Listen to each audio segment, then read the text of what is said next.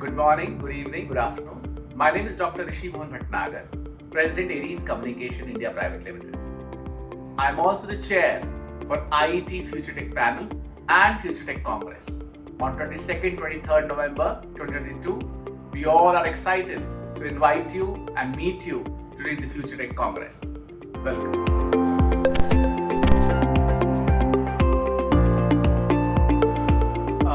In this Amrit Kal, the 75th year of India's independence, and such a dynamic situation in the globe, the supply chain, manufacturing, fintech, so many startups, healthcare, everything moving, we have started thinking about how the future customers will demand in India and globe, how the future technologies will impact different sectors to prepare ourselves for 2047 when India will become a 100-year-old country.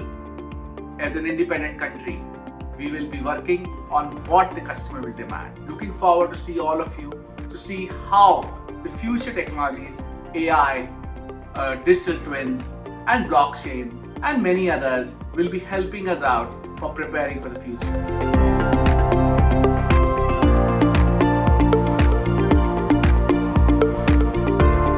I'll be at FTC. Will you be there?